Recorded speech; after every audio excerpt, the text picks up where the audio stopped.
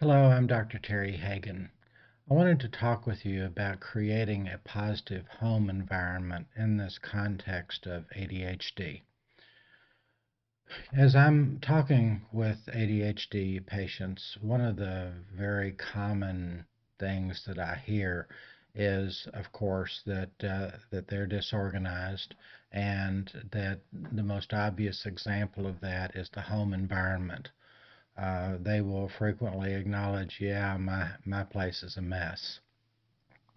So we could get into a conversation about organizational skill there, but I think we're going to take a little bit of a different tact in this particular conversation and talk about what a positive home environment would be.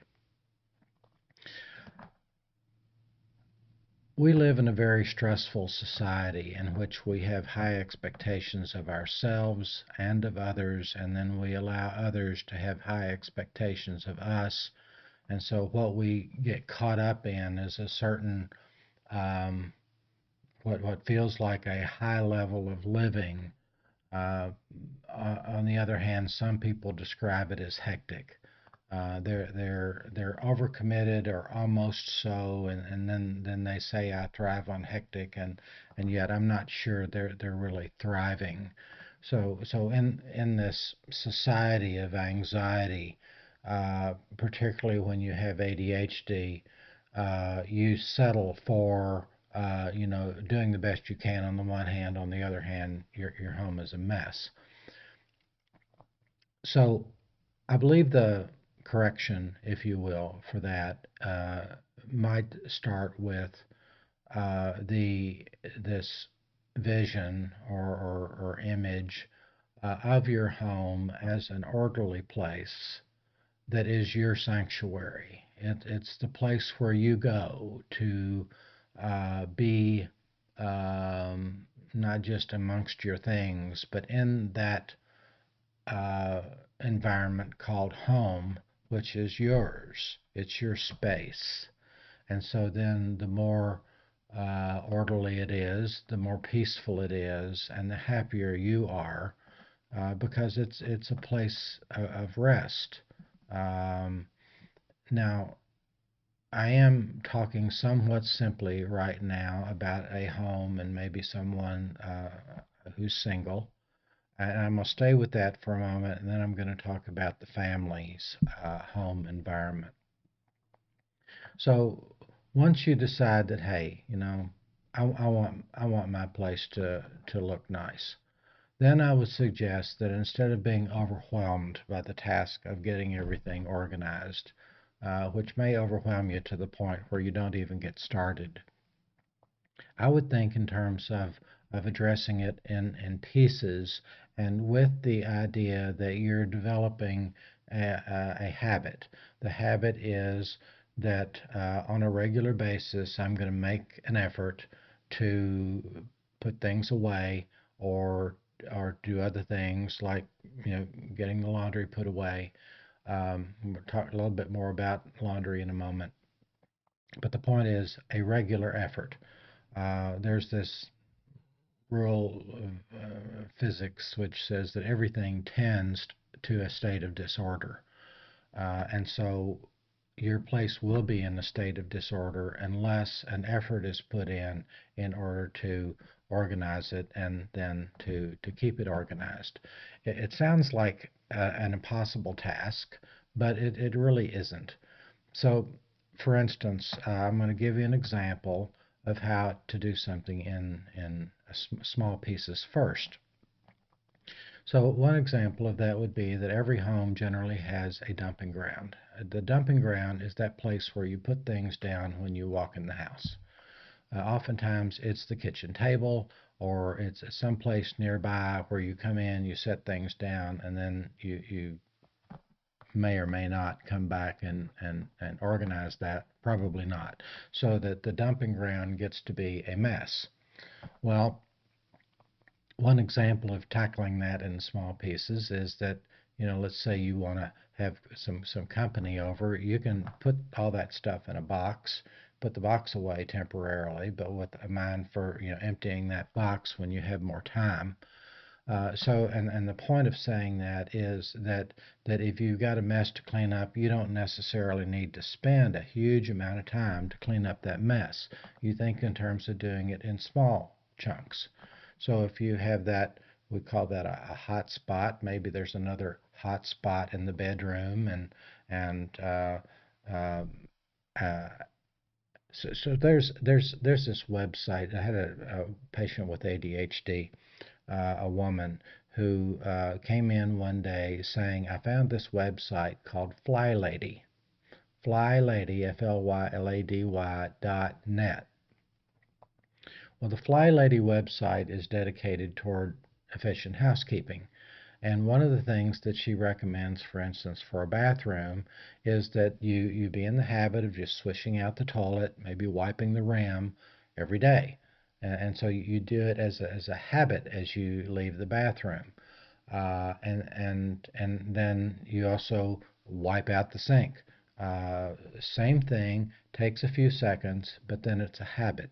So when you have ADHD, think in terms of putting small habits in place that then have a tendency to keep things from getting too disordered. Now, with the bathroom, of course, there would be a time when you need to come in and do a thorough cleaning. Maybe that's a habit that you do for 10 or 15 minutes right before you take your shower on Saturday. Uh, Notice there's a habit. Those of us with ADHD don't have enough of those little habits in place, and so that's the point here. Um, Another example of that would be laundry. Now, if you've got a family of six, then laundry is always a huge thing to be organized, usually by mom. But let's keep it simple for the moment. Let's say it's a single person, um, and I'm a single person, so I have a system whereby I have this tall, uh, what's intended to be a wastebasket, but it's tall enough. I have two of them sitting in my bathroom, one for dark clothes, one for white. And so when one of them, usually the one with colors, gets to be about full, I know that that's enough to put it in the washer. It's a full load, and then after it's dried, then I'm going to fold it immediately if I can. But if not, then I've got a pile of laundry sitting on the bed, and and I look at that and I think I can walk away from that, or I can spend 5 minutes folding it and putting it away.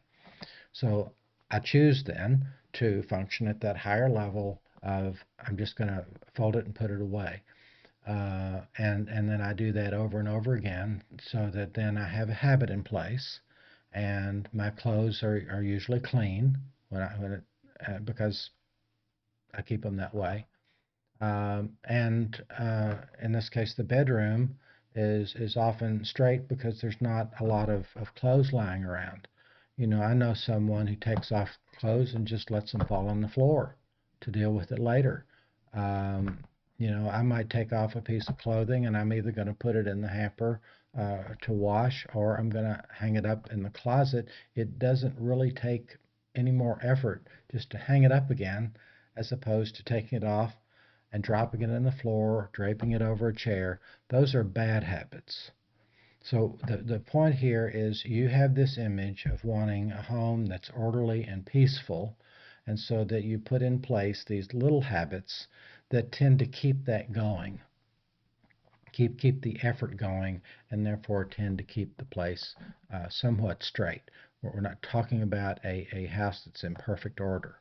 My mother used to talk about a neighbor whose housekeeping was so meticulous that you could eat off the floor. Well, I would suggest that maybe that person is going a little too far in the other direction. The point is to keep the place in order. Now let's talk a little bit about family. So then you're creating a positive home environment for the family. Well, similar principles apply. If the Now let's just acknowledge when the children are young, it's difficult. There is no way around that. children, for instance, are always taking their toys out, spreading them out on the floor, and they're not going to put them away.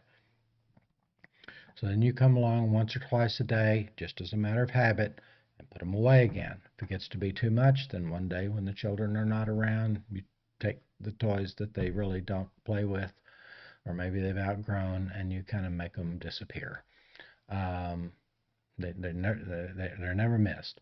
But the point is, an effort needs to be made, and we know that toys on the floor have to be put away. Not something to get upset about, and certainly not something to leave that way, because at least once a day you want the place to be in order.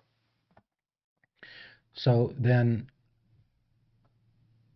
also in this consideration of a positive home environment for the family, and I'm going to get serious here, what kind of environment do you want your children growing up in? Do you want them growing up in this anxious, hectic, we got so many things going on that we can't keep the place in order, and we're always doing this and doing that, and messes here and messes there? Is that how you want your children growing up? Because they're growing up to do the same thing. They're being taught by you that growing up in a place that's always a mess is what's normal. And growing up in a home where everybody is anxious because there's a lot of stuff going on, that's normal. Even if you end up going to see the psychiatrist to get on medication for your anxiety, I would suggest that it's not normal. You want your children growing up in a peaceful home. And a peaceful home is one that's in order. And in order to keep it in order, an effort needs to be made by both parents and by also the children as they are old enough to be able to help. All in a very positive, collaborative way. This is what we do in order to take care of our home. So I would suggest then that if you have ADHD and your home is a mess and this is a family environment, that you and your spouse sit down and start to think about the little habits that you can put in place that would tend to straighten the place up and keep it that way. You don't want to allow it to be so overwhelming that it is in and of itself a stressor, a source of conflict. Disorder breeds irritability, and irritability breeds relationships that are not healthy. Lastly, and perhaps the most important point to make, is that I'll put it to you this way: are you happy? If you're not happy, when are you planning to be happy? And then, have you thought about it? Chances are you really haven't thought about it.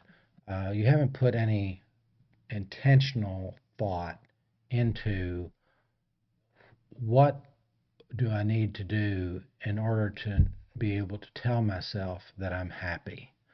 Now, we can get distracted by a conversation about what is happiness versus contentment versus satisfaction and related concepts. But I think you understand what I'm saying.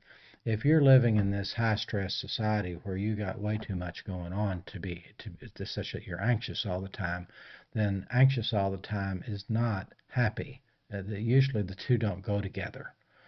Usually one is stressful, and our natural tendency is to want to resolve stress, and yet we might not be doing that. We might just accepting that life's incredibly stressful and I just need to accept it.